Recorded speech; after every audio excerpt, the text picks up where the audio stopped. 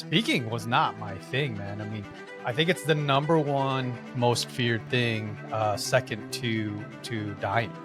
Can you believe it? Like people, Oh, really? I love Seinfeld's bit on this. He says that means that the person giving the eulogy at the funeral more would like to be the guy in the casket versus giving the eulogy. You need a reason to get up every morning. You need a reason to not get tempted to just binge Netflix, and eat cheesecake and do whatever I was doing before, right? Like, because now I'm on my own and there's no one here to hold me accountable but me. Mm-hmm. So that was a challenge to break old habits and start new ones. Mm-hmm. And mission and why was always sort of, I'm going to borrow from one of my mentors that I look up to, Sean Cannell from Think Media. So anybody who watches YouTube, he's great. He always says, just push record. I started my podcast on my phone. So my very, very first episode was me walking around in my basement, recording into my phone. And then I just uploaded the file directly from my phone. It's that easy.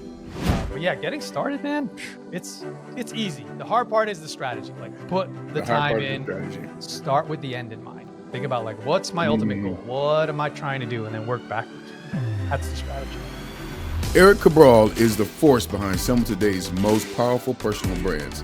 Founder of On-Air Brands and more, he's helped 6- and 7-figure entrepreneurs find their voice, clarify their message, and build brands that make money and impact.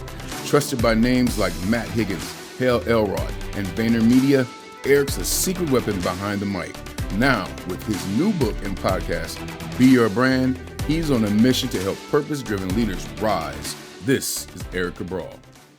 Hey, family, this is the Thriveword journey. Look, life's too short to just get by, and 2025 is the year to persist. We're here to grow, build, and thrive. This podcast is all about powerful stories, real talk, and practical steps to help you level up in every area of your life. Now, if that sounds like something you need, don't just watch, be a part of the journey. Let us know you're here. Do us a favor. If you're listening on the podcast platform, download the episode. And if you're watching on YouTube, you know what to do. Hit that like button, subscribe, and turn on those notifications so you never miss an episode. And as we always say, let's make thriving our new norm.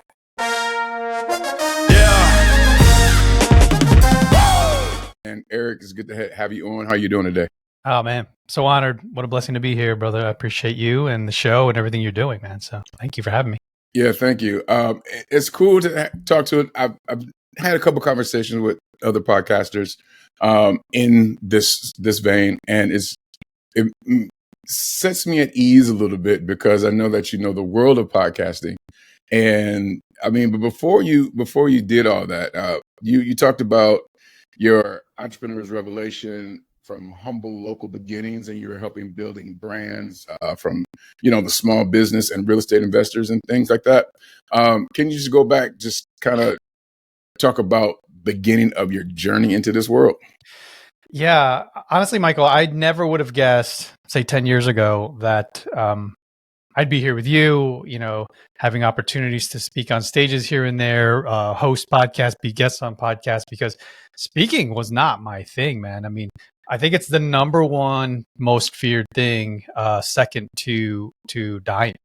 Can you believe it? Like people, Oh, really? I love Seinfeld's bit on this. He says that means that the person giving the eulogy at the funeral more would like to be the guy in the casket versus giving the eulogy. It's crazy, right? So that was me for sure. I remember being in corporate America, and there would be opportunities where my manager would be like, "Hey, I want you to present this logo. I want you to present, these creative options." I would be so nervous, Michael. I would lose sleep the night before. I would practice. I would say the things over and over and over in my head. I remember secretly recording meetings on when the phones finally came out. And I would listen to it in the car, like whatever the client was saying. And then I would highlight words and phrases they would say in my mind. I'm like, oh, they say that a lot. They say that a lot. So it's trying to speak their language. I was trying to get all the necessary tools to give me the confidence to speak in a conference room full of like less than a dozen people. Even just one-on-one would make me nervous. It wasn't honestly, truly until I left corporate America where I was forced to swim. I had to figure this out because Yeah. now it was up to me to put food on the table, Yeah. for me to provide for my family. It wasn't like I worked for this huge multi-million, sometimes billion-dollar corporations, where it wasn't required for me to speak. But now, just forcing myself, getting the reps in over the years, getting better and better, not realizing you're actually getting better. Just like, the analogy of being at the gym, when you work out, and if you're doing it right and you're doing it consistently, you're going to have some gains, like legitimate gains. You're going to look in the mirror a year later and you're like, oh, damn, who's that? Right. I don't even Right. recognize myself. Yeah. And that's how it was for me in terms of speaking and confidence. And what I truly learned, for anyone out there who's like, man, yeah, I can't even imagine myself doing this. If you start to do it little by little over time consistently, you are guaranteed to improve. Like your episode 0, your episode 1, you're going to look back after 100 episodes and look and go, oh, so cringe, man. I can't believe how bad I was. But it's always great in this day and age with creating content, starting YouTube channels. Don't delete those. Like, leave those up there to remind you how much you've grown and to show others that they can do it. Like, hey, I started from this, just like you. I had nothing. I just did it, purely out of out of need, no confidence, and it happens over time. So I would just encourage people to take the step, take the leap. Don't worry about what people are going to think, and it'll work out for you. Take that leap. Yeah, when you talked about, I don't even have to wait to episode 100. We're episode, I think this is going to be episode 32. When I look back at the first one, yeah, and if you haven't seen it, it was gracious enough to have, Denise G. Lee. She came on and great conversationalist. But I was like almost like a deer in the headlights. I was like, let me just kind of do what I think I know, which I was in this box, right? And I didn't really know how to have a great conversation. And I asked her after the camera had turned off, I was like, so how was that? She was like, it was good. She was like, but I like the flow, and she was let me know, like, you did have some great questions, but there's some room for you to grow, right? Yeah. And you want to surround yourself with people like that are going to give you honest feedback. Because I always say, interview your friends, interview people that you're most comfortable with in the beginning, because then you'll be at ease, like you said. But then they will most likely not give you the real feedback. They're going to be too nice. They're going to be like, oh, you're good. I'm like, oh, yeah, remember when you used to try to do this stuff when we were kids? Like they just know you as a different person, versus if you surround yourself with people who are doing big things and you ask them for honest feedback, they'll give it to you. Yeah. And it's good to be around people like that, that'll give it to you, give you the real deal. And then you can grow from that. You can start to really, really say, hey, break it down for me. Like, what do you mean by that? Right. And hopefully the more and more you do of that, the more and more improvement in a shorter amount of time. Because that's what we're doing, is like, we're trying to excel, or at least speed up time so that we don't make all those mistakes. So if you're surrounding yourself with someone who's got 20 years of something that you're trying to learn, you're going to leapfrog, over the steps that they had to go through and the mistake they had to make. Yeah. It's a big deal. Like, I surrounded myself with people who were really good speakers, great on camera. I partnered with a guy who, he was an actor, so he was very influential in my delivery, especially when everything went virtual. He was so good on camera. And I was like, man, I was just watching him, and I was like, man, just like you, he was an actor, he's in SAG. And there's so much stuff from guys like you that we can learn from as influencers, as podcasters, that you guys just naturally do, like looking at the camera, or not, or using gestures and overly animating. Because if you record, once you hit record, you can't step into the light with 4% energy. You got to take it to 100%, because it doesn't translate, and even though you feel like, I'm crazy, I'm animated, I'm overly energetic. No, because the camera will pull that down 20%, 30%. Yeah.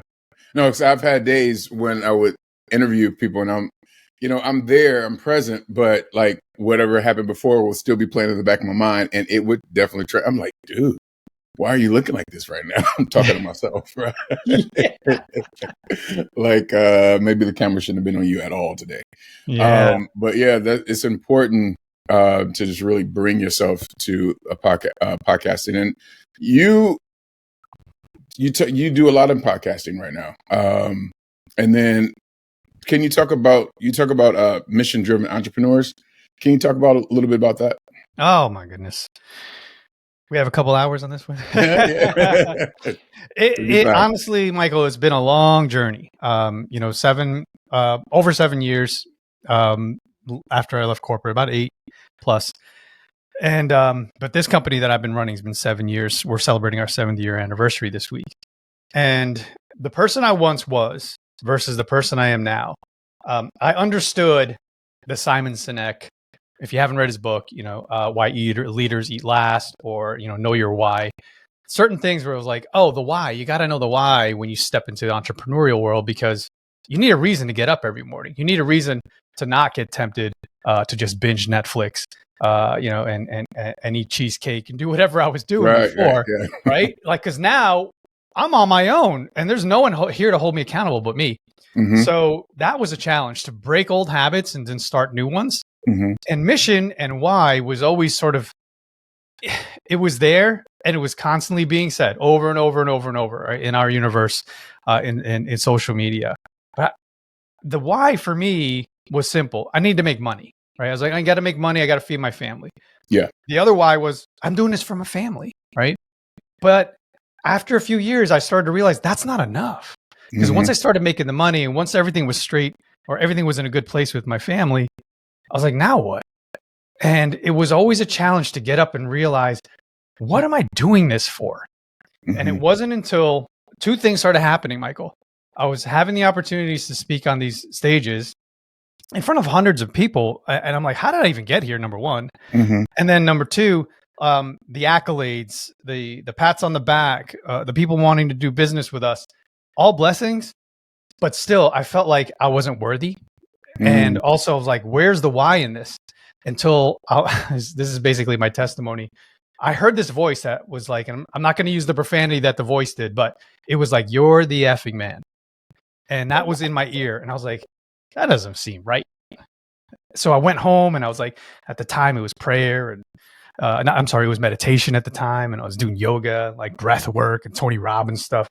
And I was like, I've been doing this for years, but I still feel like I don't know what the why and the mission is. Yeah. And it wasn't until that, when I was at my lowest, because I was gaining success on an individual level, but my company was failing. Mm-hmm. My company was losing clients, and I thought that I was going to have to fold the business, mm-hmm. and that my whole identity was wrapped around the business. Mm-hmm. So I was like, what am I going to do? I got this here where it feels like I'm on a high, but then down here, in reality, behind the scenes, everything's falling apart.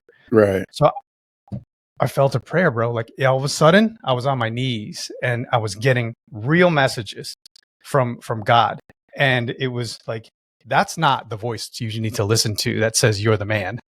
You need to come to me. And this is your mission, and this is your why.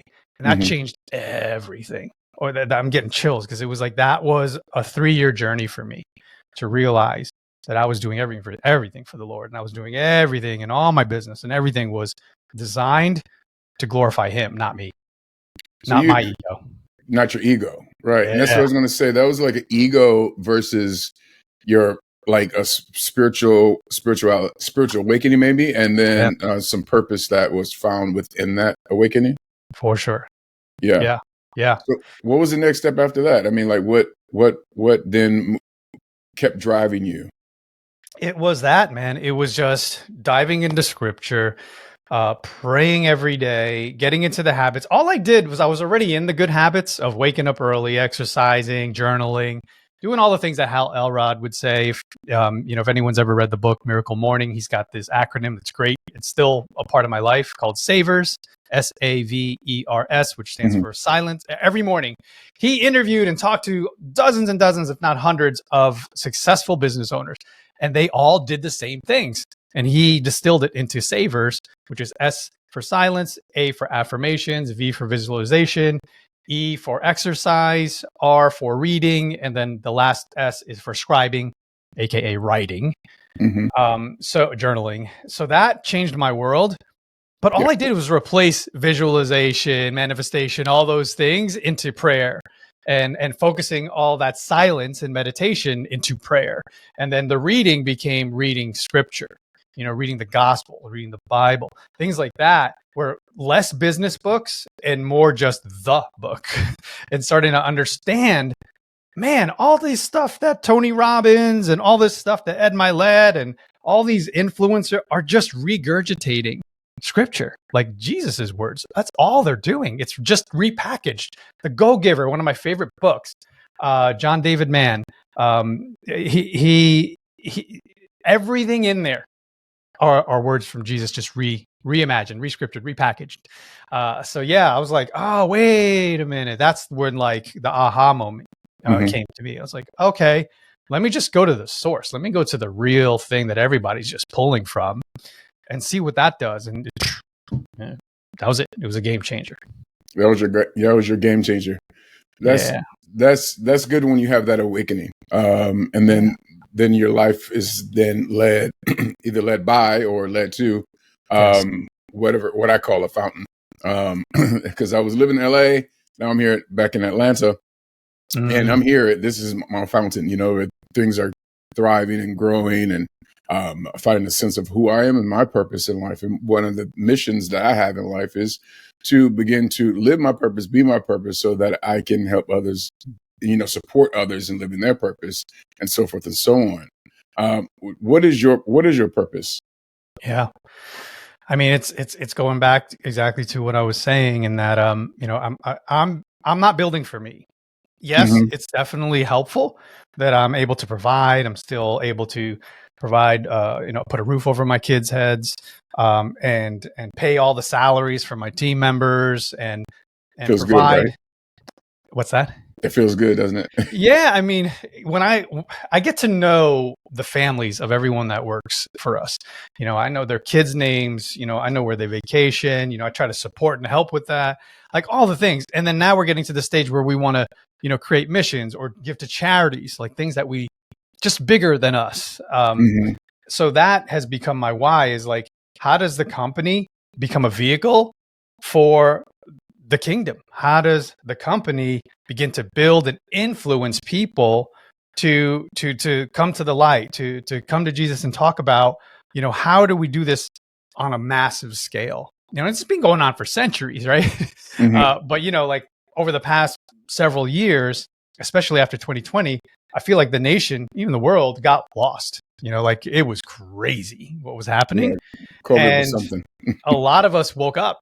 And that's when I woke up, because I was not a self-professed Christian. I was just like doing the thing, man, committed, drinking, smoking, women, you name it. I was doing all the things that we necessarily shouldn't be doing. And I'm glad I got it out of my system. I wouldn't be able to do all the things I'm doing each and every day if I didn't correct and course correct. But yeah, man, that's my mission, is to continue building for the kingdom, to continue pointing people in a direction. If it's relevant to the conversation, not I'm not going knocking on doors, and like trying to hand people Bibles or anything. But yeah, we just love, man, this mission that we're on collectively as a company now, with that clarity. Nice. Yeah. Thanks for sharing that. And all that turned into your brand building, right? And you built powerful brands, like for yourself and others. And so how did your personal brand journey begin? Like, you talking about brands and building a brand. Yeah, it was an accident, honestly, Michael. I mean, I in corporate, had over 20 years of branding corporations, companies. A lot of these corporations have businesses and companies and brands within the corporation. So I would work, say example, like Big Pharma. I worked for the number 1 and the number 2. I was always jockeying in the top 10 of all these pharmaceutical companies, and they own a lot of brands, like stuff you see on the shelves, dozens and dozens, if not hundreds of different types of brands. So I was able to create the logos, create the marketing, create the websites, all the things that I cut my teeth on and got really good at. You can imagine I got way beyond the Malcolm Gladwell, 10,000 hours to become an expert at something. Oh, I was yeah, like, probably yeah. hundreds of thousands, after 20 plus years. Doing so much, yeah. Yeah. So I just transferred that knowledge. And that's what I always recommend to anyone who's starting a business. It's what has someone already, it's proven. What has someone paid you to do? Whether, it's designing something, whether it's cooking something, whether it's whatever it is, you got paid from someone at that level where now you're like, I don't want to do that anymore. I want to work for myself. I want to make my own decisions, take my own destiny into my own hands. Take that skill set that someone paid you for and then apply it to whatever business that you want to build. So that's what I did at first. I was like, I'm going to start a creative agency. So when I did that, I started getting a handful of clients. And then the podcast was really just a vehicle for me to have conversations like this. I would be at meetings, local networking meetings, having amazing conversations with guys like you in the hallway. So inspired. I was like, man, and I would think to myself and started saying out loud eventually, man, if only I had a microphone, it'd be so cool. And everybody would agree. This was 2017. Everybody would be like, yeah, man, if you recorded this, it'd be so much fun. Finally, I started doing it. Yeah. And then eventually people started pointing to me at these meetings going, oh, go talk to Erik. He's the podcast guy. But it wasn't a podcast. I was going live on Facebook. That's all I was doing. Okay. Facebook Live. Yeah, it was Facebook Live. And then eventually I became known as the podcast guy. And people started listening to my show and saying, man, I love your show. When can I be on it? Or the people that guested were like, how can I start a podcast? I was like, oh, well, I figured it out, systems and teams and because you got to have all this stuff in place. It's hard to maintain it when it's just you. Eventually you burn out because it's a lot, So eventually I started hiring people to do my show, not others. And then eventually 1, 2, 3, and I was like, just giving it to my editor. I was like, hey, you mind doing this? You mind doing this? I'll pay you this. And boom, all of a sudden I was like, it's not a creative agency anymore. It's a podcast agency. And that's when everything shifted. Everything shifted there. For anybody, the people that are listening, like that are entrepreneurs that want to start a podcast, I think it's a great thing, right? Just real quick before the question I have, like when we started, I started, I didn't, as an actor, that's one world. But then as a podcaster, it's like, oh, well, maybe these can go together. But then as I'm like, I have my business and I'm trying to grow my business. I never put the business and the acting all together as being a podcaster. And then just one day I'm sitting, I'm like, maybe I should podcast. I didn't want to do it at all. There was no notion, no idea, no inkling that dropped in my mind to do it for years until 6-7 months ago. And then I brought on a friend of mine who lives in Detroit, and she produces Yvonne. And thank goodness for her, because, oh my God, if it wasn't for her, when you talk about, the burnout, it could be there like quicker than anything. So having people that supports in the podcast world behind the scenes is great. And like you said, you start hiring people, same here. I was like, okay, I love editing, but continually doing it over and over again, it gets to be a lot, right? Especially when it's your show and you were already there. Yeah, right. Exactly. You gotta listen to it all over again. Do it all over again and over again. And so for anybody that's like really like in the business world, why would you say it's important for them to start the podcasting, and what is the best way for them to begin that podcasting journey? Yeah, I mean, I'm going to borrow from one of my mentors that I look up to, Sean Cannell from Think Media. So anybody who watches YouTube, he's great. He always says, just push record. So that's the easy part, right? Is hitting record and just talking. Hopefully you have some talking points. You don't just ramble like I did. Just have some ideas in mind, even if it's a few bullet points, so that you can stay on track. Especially if you like to talk, especially if you have a lot of ideas and you usually jump on different tangents. It's good to have a roadmap for you when you're creating content. But yeah, hitting record is the easy part. And then when you do that, what you're going to recognize is all the technical aspects. People are always asking me, like, what camera do I get? What microphone do I get? What lighting do I get? I'm like, that doesn't matter. I'm like, you're getting caught up in the tactics. You need to worry about the strategy. The strategy is the high level thinking. Anybody can do the tactics. You can literally hire VA for $3 to $5 an hour that's going to take all that stuff and chop it up. But the thing is, what you need to worry about and what we'll spend the most time in is like, what are you talking about? Is it valuable to someone? And if it is, does it solve a problem? Does it reduce a pain point in someone's life? Right. And then you can start to deliver that message. But here's the part, I'll back up one extra step, Michael, is you got to know who you are.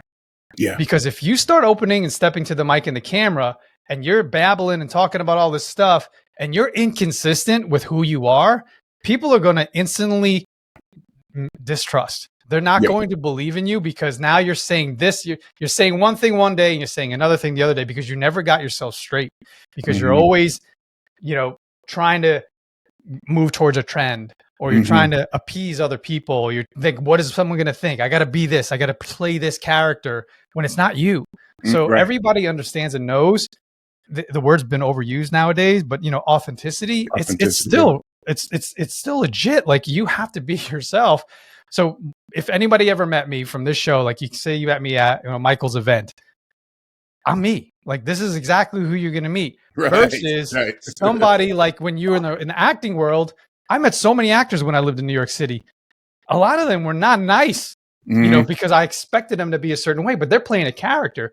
That's not this world. Thought leadership, podcasting, YouTube is not you playing a character.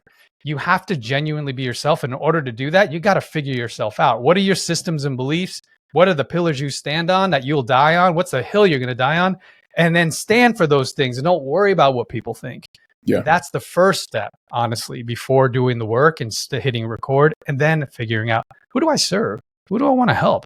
What pain points do they have? Then hit record. Here on the Thrival Journey, we talk a lot about not just surviving, but thriving. And a big part of that for me has been understanding my health on a deeper level. That's why I partnered with Live Good and brought it under my company, oneself. Not just because I believe in the products, but because I've seen what they can do firsthand. I've walked through some hard health chapters in my life, including cancer and a kidney transplant. And I know what it feels like when your body's working against you. That's why we're offering 2 free tools that help me and can help you too. First, go to myfreehealthreport.com/OrionsHealth. Take our quick health questionnaire and get a personalized report created by Dr. Ryan Goodkin, Live Good's Director of Product Development. It's clear, actionable, and totally free.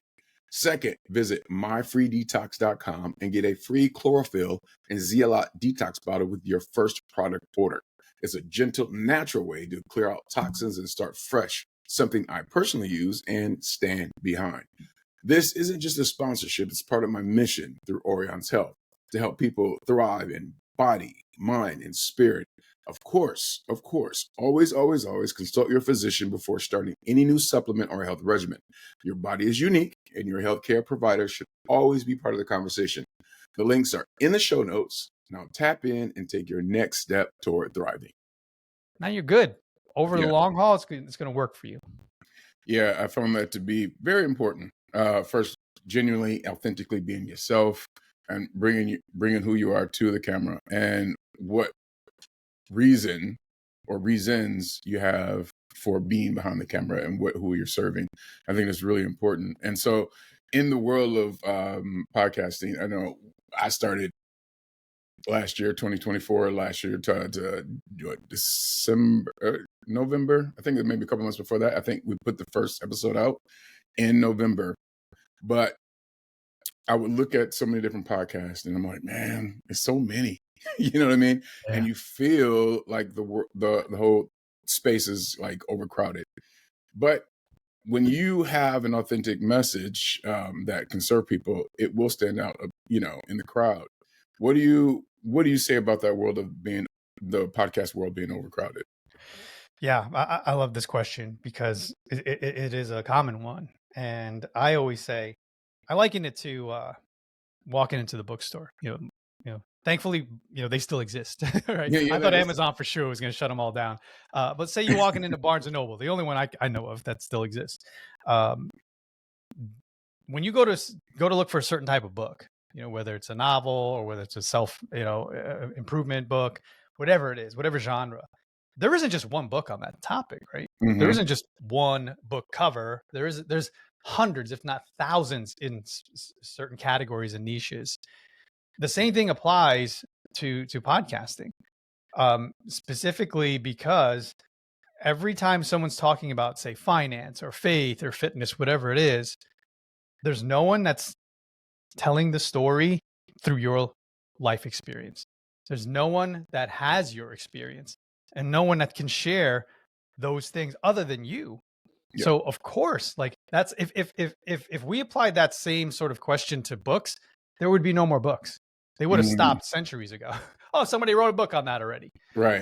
Yeah. So think of it in those terms, and it should hopefully inspire you to do it. I like that. I didn't think about it that way, but I personally like that.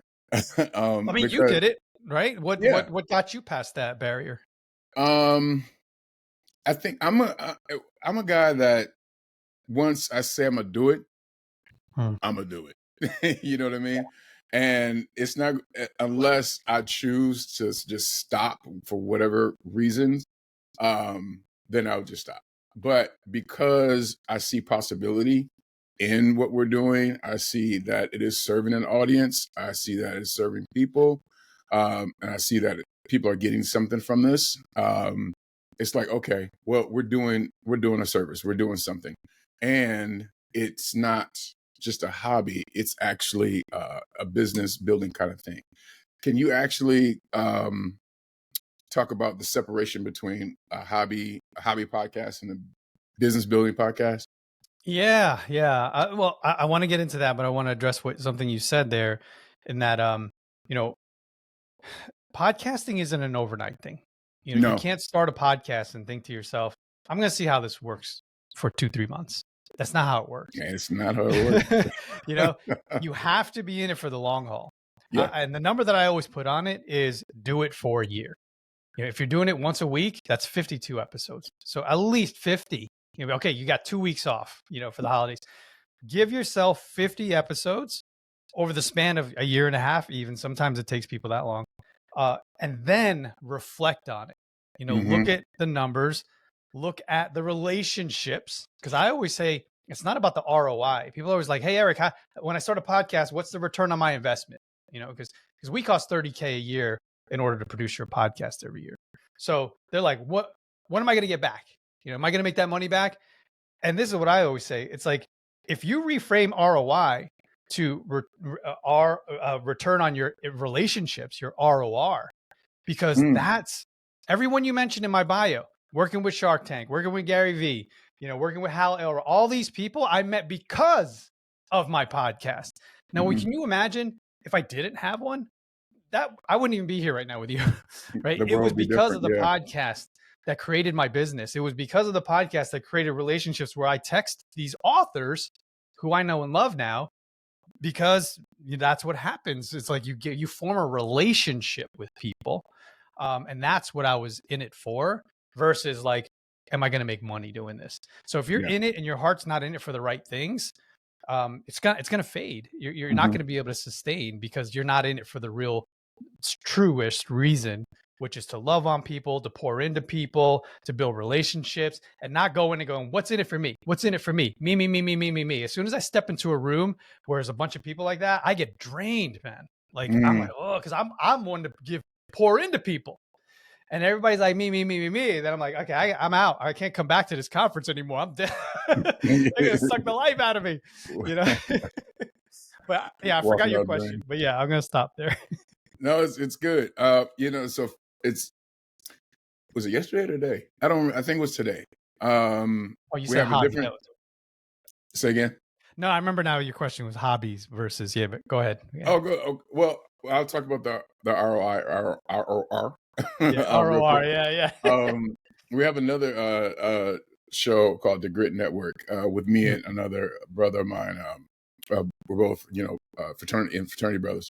And I was telling him about, how much, it costs and everything like that. And he was like, exclamation marks as a response. And I was like, well, it's really a return. I'm getting a small return. I'm beginning to get a return on an investment. But when you said that, it's really not only about the return. It's not really about the return on investment itself, but also return on relationships and the relationships that I'm building as we move forward. Is really priceless. On how I'm connecting with people. And it's a beautiful thing. And I wouldn't have those relationships and continue to build those relationships if it wasn't for this. So that's another thing that I know it could be, again, going back to the question was, what makes the difference between a hobby and a business driven podcast? Yeah. There's so many things. Yeah, I want to answer that, but I also want to address something you said. Okay. but I got to come back. Hobby, business versus business. Got it. If you think about your podcast this way, you have a vehicle now. You have a tool that you can reach out to people and say, hey, versus back in the day, people go, hey, would you have a cup of coffee with me? Maybe somebody will go, yeah. But most people will probably say no. Like, hey, talk to my admin. But now, if you say, I would love to have you on my podcast, most people will say yes. 9 out of 10, sometimes 10 out of 10 people will say yes. And for example, and that is the opportunity to be like, ask any question that you need answers to, right? From the author, from the podcaster, from the business owner. So for example, I was talking to a friend of mine yesterday, and he has an opportunity to work with the guy who, remember Chicken Soup of the Soul, how big that was? Yeah. His name, Mark Victor Hansen is his name. He created a whole franchise just from the book and business empire, multi-millions, small hundreds book of millions. A little book. It was on everybody's bathroom. Right? I remember that everywhere. I had every version of it. So he helps write books, but my buddy has an opportunity to spend $30K with him and work with him one-on-one, right? That's a lot of money. But say you have a podcast and hey, Mark Victor Hansen, would you be a guest on my show? An hour, 60 minutes with a man that costs $30,000, you're going to get for free, right? And you're going to be able to ask all the questions you need during that period of time and garner and learn so much as a result of you having a vehicle, you having a platform for them that also helps them promote themselves, share their message and story. So there's so many wins. Having a podcast, it is work for sure. But it's so worth it if you think about the relationships that you're going to make and think about the opportunities and potential partnerships. There's a lot of people, not a lot, but people that I've partnered with on a business level as a result of starting the podcast, having a podcast and conversation together. So that's the first level of trust. Yeah. So it's powerful. Okay. I'll pause there if you have any thoughts, and then the business versus hobby. No, go ahead. I'll let you flow because we'll be going back and forth. I know, because you say some stuff is brilliant, and I'm like, oh man, that reminds me. And I wanted to tell the Chicken Soup of the Soul guy. I write it down. I got notes, man. Because these guys are expensive to be around, right? Yeah, They're not cheap if you want to have them as a mentor. Yeah. You have access. If you have the money, you can gain access to anyone. So here's another crazy story. I'm just going to share. I'm blessed to have access to these people, but I don't always pay the money. But my tribe, a group that I'm in, went to Sir Richard Branson's island. Oh man, don't tell me that. Don't tell me that. I didn't go. I didn't put the $50K down to hang with him for a couple of days. But can you imagine if you did? How much you will learn by just having dinner, breaking bread with that guy, you know, who's a billionaire, billions with a capital B. Capital B. How much will you be able to download from people like that and gain access? But you got a podcast, you can gain access for free to some of these guys. It's crazy. Yeah. It's crazy how it works. It's a hack. It's a hack, mutual give and take there. And, you mentioned Richard Branson, never met the guy, but that's my guy. That's my dude. I read his book and read his book and everything. Like, that's one of my guys who I want to get on the podcast for sure. Well, there you go, man. I'm telling you, we'll talk after. Okay. how we can potentially make that connection happen. But so I think we've kind of covered a little bit of like business versus hobby. Yeah. If you think of it as a hobby, because you have a full-time job or you're raising kids and you kind of just want to test the waters. I would, for lack of a better phrase, you're doing yourself a little bit of a disservice because you're never really mentally committing to doing this for the long haul. You're kind of giving yourself an out, right? Mm-hmm. And you most likely will go, it was a hobby anyway. I never really feel fully committed to it. So whatever, I'm just going to, sunset it. Versus if you do it as a business, you think of it as, okay, I'm starting a business and I need marketing, but I don't know how to do marketing. I'm not a marketer. I don't have the money to hire a marketer. Right. This is your marketing. Yeah. You are the brand. You are the face of the company, very much like a Elon is to Tesla, or whoever Bob Iger is to Disney, whoever it is. There's always a face to a brand, like Michael Jordan was to Nike. To Nike, so you yeah. have to think of yourself as the face of your company, and who better to represent your company than you through conversations, through stories, through showing up and sharing, so that people get to know and love you, not necessarily what you do first, right? Like they want to hear about you, your story, your trials, your tribulations, all the things that you've done, so that now they can be like, man, I'm stand behind what Michael says. I really love where he comes from and everything he's learned. Man, I'm going to find out more. Oh, wait, he does that? Yeah, I'm going to hire him, versus the other guy, the other CPA or the other attorney that doesn't produce content. Nobody knows who he is, right? But they know the guy who's sharing his story. I'm like, hey, yeah, I grew up in a crazy household. My dad was a workhorse. I was a turnkey, a latchkey kid. And, like all that stuff creates a 3D version of you, so that when people need your services, they're going to go to the person they feel like they know versus the guy they don't even know. They get connected with the person because of the story and who's behind that story, or not the story, but just the brand, and they get connected with that. And I know you. So you work in that world. Is there like a success story from someone whose brand exploded after starting the show? Yeah. Well, the first one that comes to mind is a good friend of mine, Matt. He is a successful real estate investor, real estate broker. Started out as an agent, became the biggest agent in South Carolina, and he grew a team, massive team, and he started getting to the degree where he was like, "Hey, Erik, I think I need to start a podcast. What's it going to be about?" He's like, I want it to be about positivity, like optimism. I'm going to call it the Good Mood Show. And I was like, cool, let's start it. So we started as an audio only podcast like 3 or 4 years ago.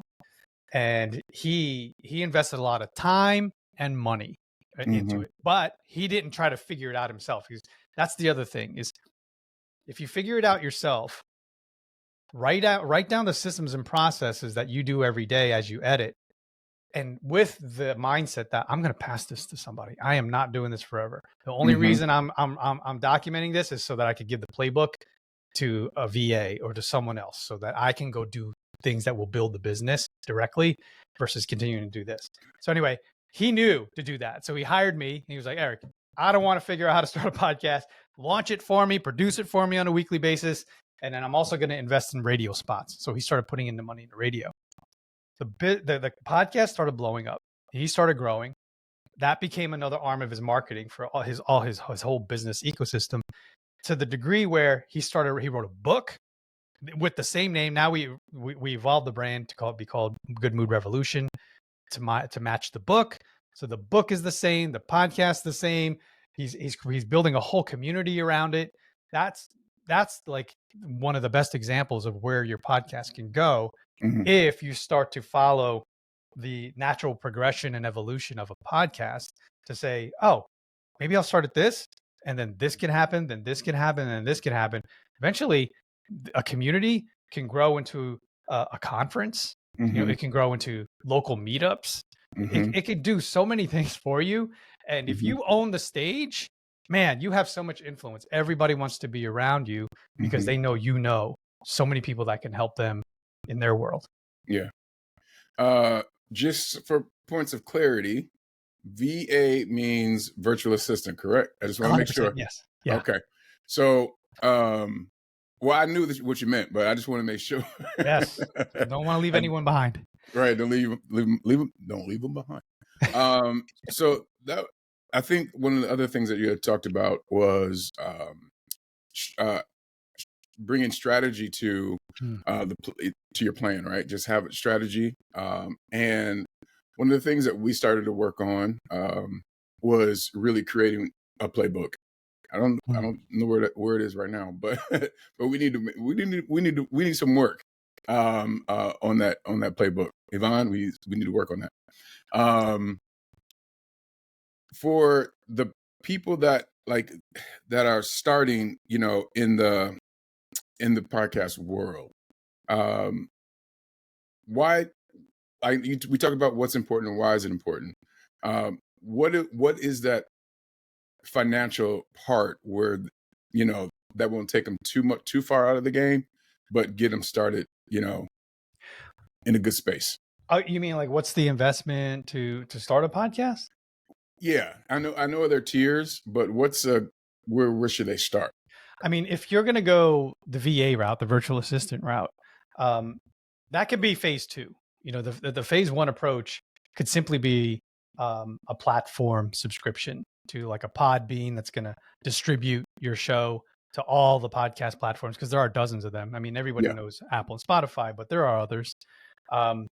So we use two tools. We use Podbean, which I think is like maybe $12 a month, and then used to be called Anchor, but Spotify bought them. So Spotify distributes to all the platforms, and they take video too. YouTube is free, Yeah. so you could do platforms where it's free. I would even say, like, if you don't want to spread yourself too thin, focus on YouTube, like video. That's where it's at. Yeah. Be less concerned with audio only, because audio only is really good now in this stage as long form content for those that commute. Like people who are commuting on a half hour minimum want to listen to a show that's the length of their commute. Mm-hmm. But nowadays people listen to podcasts. It's growing every day. Mm-hmm. They say they listen to podcasts on YouTube, not even necessarily watching it. You can just listen to it, especially if you have the premium version of it. So focus on YouTube. That's free. Really, it's all your time. You don't have to spend any money. The investment would be in equipment. I got $100 mic here. You don't have to do that route. You can get a $20 mic on Amazon. Yeah, that's where I started. Just read the reviews. If people are like, this sounds great, look for YouTube videos that are featuring that mic you're going to buy. If you want to hear it, hopefully they're doing a test in front of you, things like that. Cameras, you can get a webcam for like, less than $100. Logitech's a great brand, things like that. I recommend getting, I have one here clipped on here is these lavalier mics. Yeah. These are great too, because you can just use your phone. You like put the adapter into your phone, use your phone as the camera, and just clip the microphone onto your chest.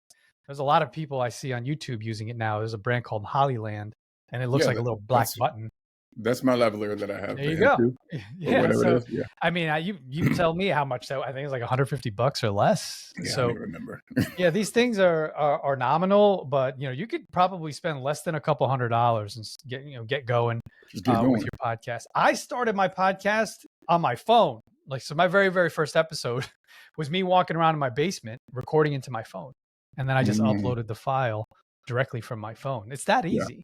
Yeah. So that's what I'm talking about. If you want to go to the next level, where a lot of the clients that we serve, they spend $2,500 to $3,000 a month, but they're not just getting a podcast. They're getting marketing. They're getting social media clips, stories, reels, shorts, trailers, everything, all the things that you see the influencers doing. That's what we do for our high level clients. But getting started, man, it's easy. The hard part is the strategy. Like, put the time in, start with the end in mind. Think about like, what's my ultimate goal? What am I trying to do? And then work backwards from there. That's the strategy. And being consistent. Huge. Definitely. In order to be consistent though, I recommend this. Block out time on your calendar. You start using a calendar for your days, for your weeks. So I used to block out, and still do, every Thursday morning to late afternoon is podcast time. And then that's when people book on my show. That's when I record content solo. I just make sure, so I get into the cadence and that flow, knowing like, oh, you can't book on my calendar because that's when I'm creating content. Yeah. So that's the only way you can get into the rhythm, into the habit, if you block your calendar. And let everybody know, I do not, and make sure you record. You're not you're not eating potato chips or doing Right. something else during that time, right? You're actually doing the thing that you're saying you're going to do. Yeah. Yeah, is key. Well, and podcasting is important to your brand, right? If you really want to start to create a brand, I think. But Yeah. you talk about your branding framework here, and what's the first thing you look for when assessing like a brand's weakness? And before I ask that, what do you say to business who are starting and don't know how to really start a brand? If you're already a business and you have some clients, right? You're actually getting paid. Mm-hmm. You've already started. Right? You are the brand. You are the like brand. Okay. they are now talking about you, because to me your brand is your reputation. Right. And if someone's going, oh hey, I want to go work with, they start to say, hey, I love Michael and what he does. He does a great job, with my books, or he does a great job with my podcast, whatever it is that you do. If they're speaking positively about you, that's your brand right there. You're starting to build that reputation. And regardless of, people think about a logo, right? They think about a website as the brand. That's not the brand. The brand is really what people are saying when you're not in the room. And that's what you need to be very, very precious and careful of, is like protecting your reputation so that you can start to build on that. Over time will start to deliver results for you, because everyone knows you as a good person. Everybody knows you to do good work. Everybody knows you're reliable. That's the key. Is like I definitely stepped a little bit on top over my reputation in the beginning, because I wasn't protecting and I wasn't being very, very thoughtful of it. But putting that out there now so that other people don't make the mistakes that I did, is protect that at all costs, and ensure that you're always doing the right thing. It's called integrity, right? He's like doing the right thing when nobody's looking. Yeah. Because it will go out in the universe. People will sense like, oh man, there's something weird happened there. Like, they don't see it, but they feel it. They feel it. You Yeah. just did something Yeah. shady behind the scenes, It's a sense. Yeah. So that's one of the main things that I would recommend. Okay. And so the question after that was like, how do you assess a brand's weakness? Yeah. So one of the first things I do when I audit a brand is I check out all the socials, right? So I look at Instagram, Facebook, LinkedIn, YouTube, and I try to look for, the main thing is consistency. Are they using the same headshot and photo? Are they using the same banners? Is their message, their tagline, their slogan, their mission statement, is it the same, or is it all different on every different platform? Because now I'm confused. And what happens when a confused buyer never buys, because they don't.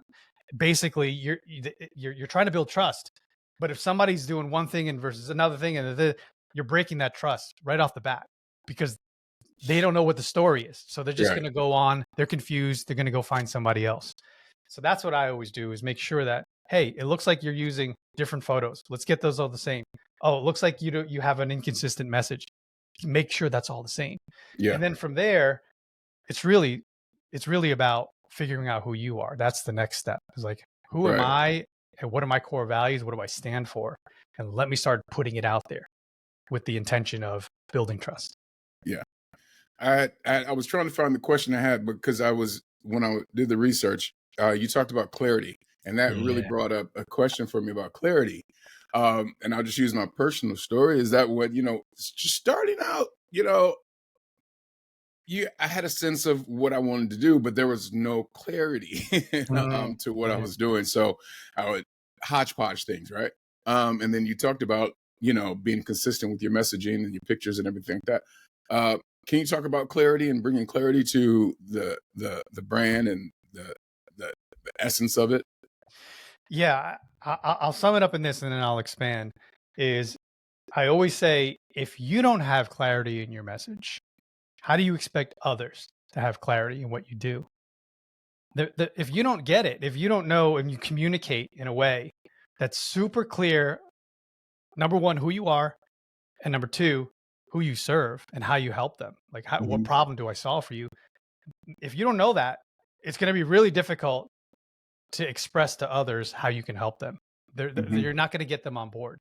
So that's always the first thing that I would focus on, is like, and I know when you're starting a business, it's hard because you're kind of trying to figure out which piece the market wants. Like you're doing a lot of different things, you're testing a lot of Right. different waters.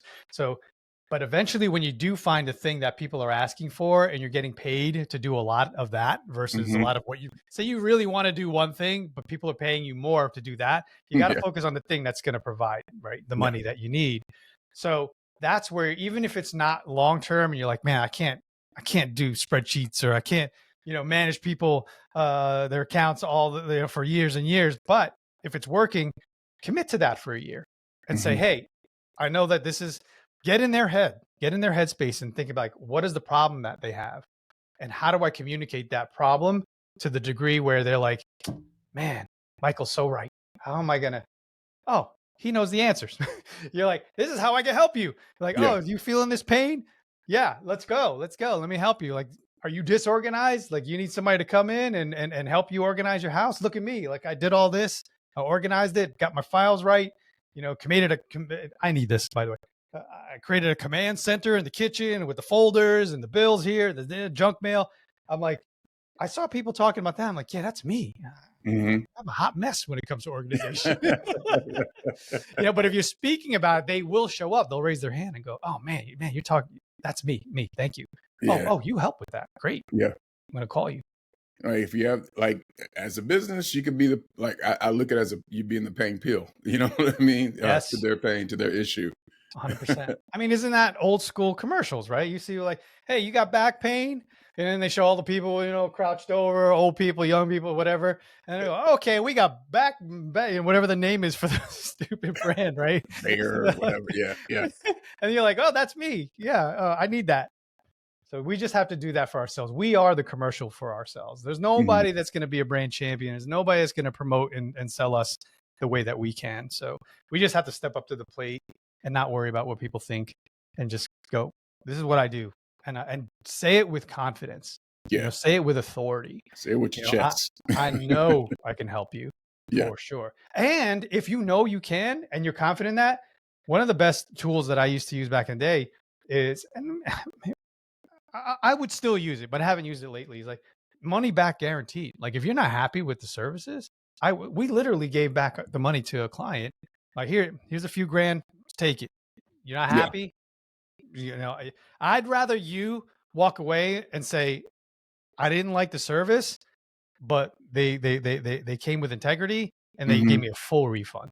Right? There's no way they can badmouth you and ruin your reputation if you are willing to say, hey, I'm going to eat my own cooking, and I'm going to show you that I trust in this process. And if it doesn't work for you, I'll give you your money back. That's good. That's really good. And I know that sometimes people are like, well, how do I find clarity? Where's that? I know we talked about earlier, sometimes it's in the silence, that you'll find that. And your prayer, meditation, whatever, you may find that clarity in that moment. Yeah. Right. I have a tool for your audience. It's hold on, let me grab it. But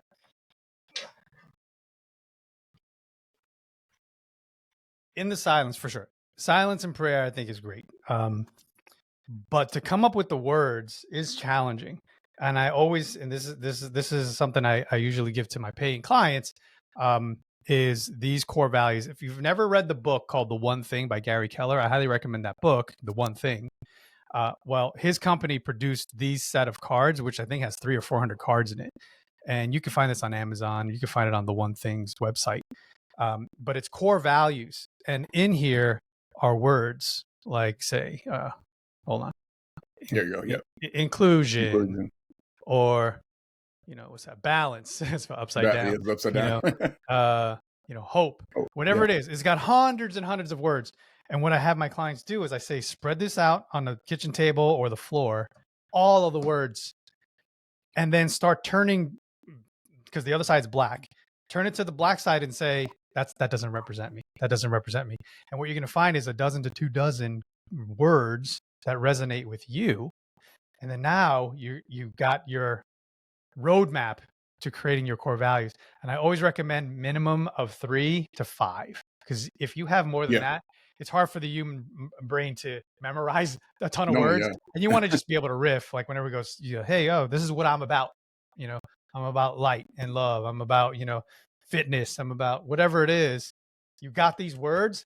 And it's also content for you. You could talk about your core values. Right. That's the first thing I do with my clients. I'm like, figure out who you are and what you stand for, and let's talk about it on podcasts.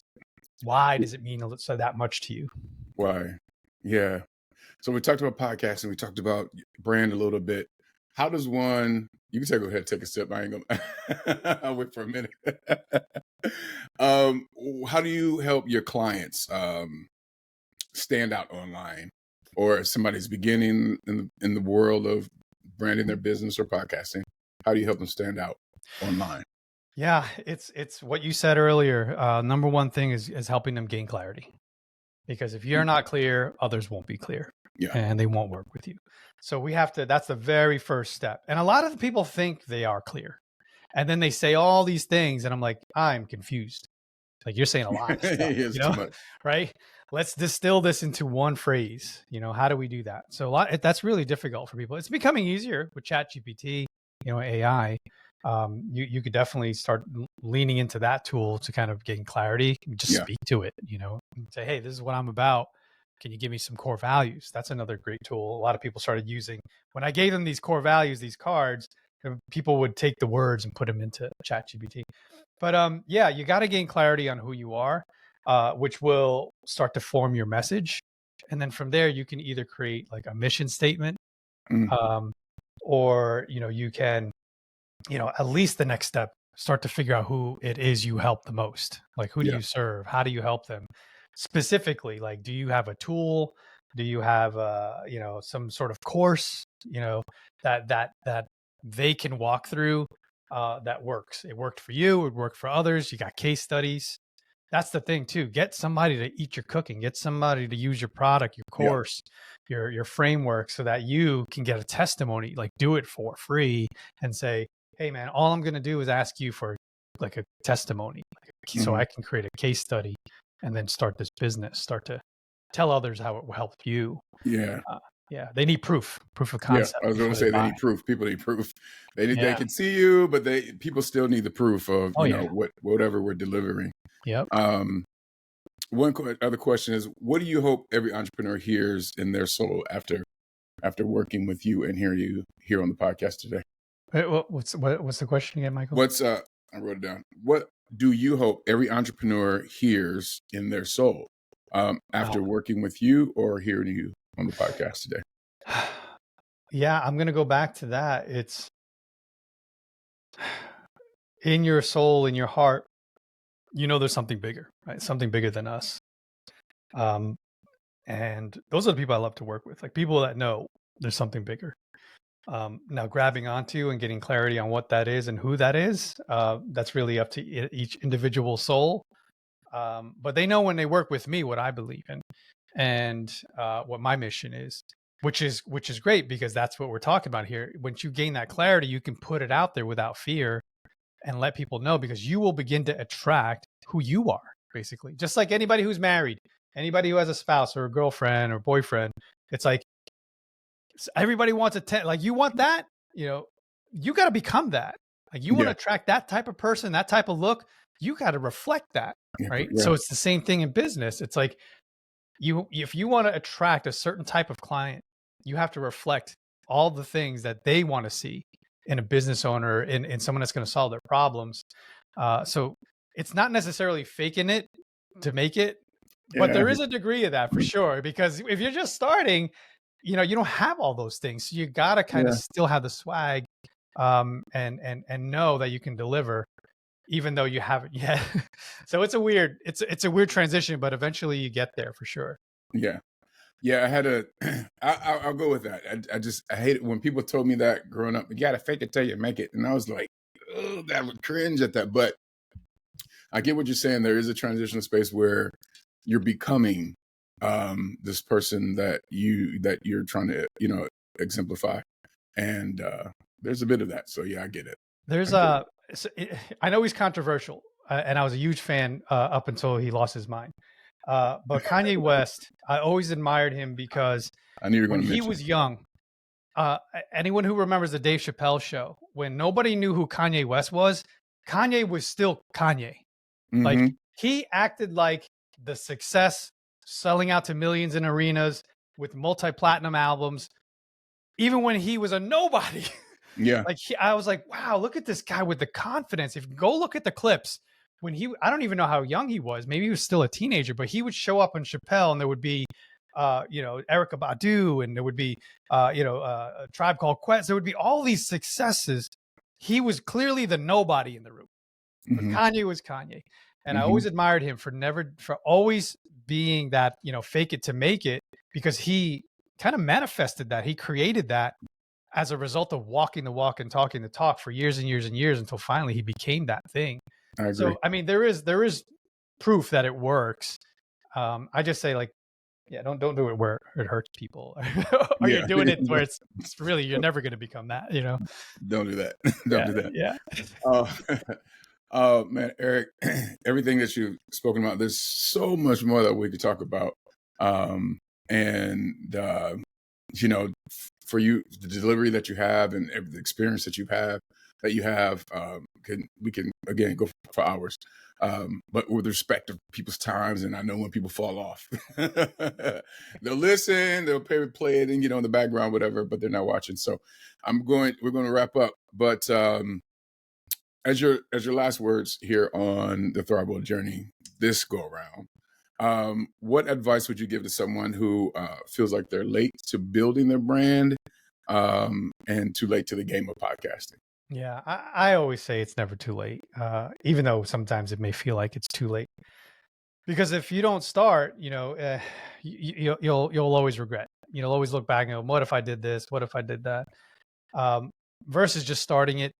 Like I said, giving it 12 months, seeing what produces, from that time and effort, and it will create something for you if you do it consistently, if you do it from the heart, if you do it with a clear purpose and reason. Like I said, those reasons can at first be money, but behind it, if there's something that's more meaningful, something with a higher purpose, it's definitely helpful and will become obvious to those who are listening, to those around you. But yeah, that's what I would say. Just start it and see where it takes you. See where it takes you. Don't be scared. Just get into it and Exactly. just flow. Erik, would you like to speak about like your podcast and how people can get in touch with you? Yeah, you could find me on Erik E. Cabral at YouTube. I'm not at YouTube, but on YouTube, I'm Erik E. Cabral. Find me there. You see my show. I'm what they call the cobbler's kids have no shoes. So I produce and create brands for many, many people. But we recently started taking our channel seriously, my channel seriously. So it's growing. So if you could subscribe, that'd be great. Subscribe to my YouTube channel, Erik E. Cabral. And reach out to me if needed, through their comments, or my email is eric@onairbrands.com. That's an easy way to get a hold of me and let me know that you heard me on Michael's show. Perfect, man. I appreciate you being here, sharing your wisdom, your time, your energy. And it was respect, man. Respect for what you've done, what you've grown, what you're growing, and what you're building. And I thank you for that. And for all you listeners and watchers, the question is, what one word that you want your personal or business brand to be remembered for? Drop those in the comments, leave us some messages, and speak to Erik. Make sure you go visit him on his page, his YouTube page, or channel rather, excuse me. And as we say around this time, let's make thriving our new normal. Erik, thank you again. Appreciate you, brother. Thank you. Before you go, I just want to say thank you. Thank you for being a part of the Thrival journey. Every time you show up here, you're choosing growth, clarity, and the deeper work of becoming who you're meant to be in this world. And if you're ready to reconnect with what truly lights you up, I created something powerful that can help you. It's called the Empowered Path, 7 days to reclaim your purpose and passion. It's a beautifully designed, guided workbook that walks you through a week of powerful prompts, clarity building tools, and real mindset shifts. Now you can get instant access to it today. It's a small investment for a huge return. Your energy, your clarity, your alignment. And if you want to take it deeper, check this out. I'm offering a limited number of free 30-minute purpose coaching sessions, no pressure, No pitch, just space for you to reconnect with your direction, your gifts, and what's next. So you can grab the guide and book your session at the link in the show notes. Let's not just go through the motions, let's really walk this path on purpose. I appreciate you. And like we always say, let's make thriving our new normal. And I'll talk to you soon.